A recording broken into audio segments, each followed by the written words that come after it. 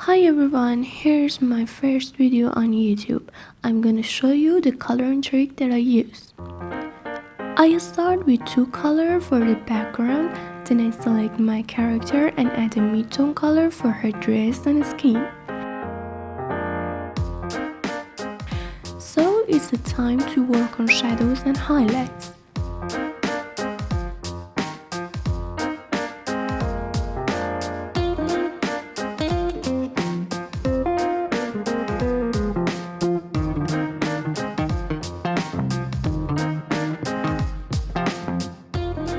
After this step, the artwork is 70% done.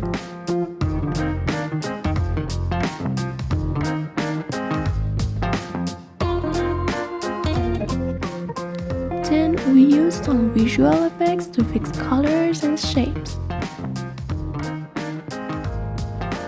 And this is how our drawn lines turn to the final look.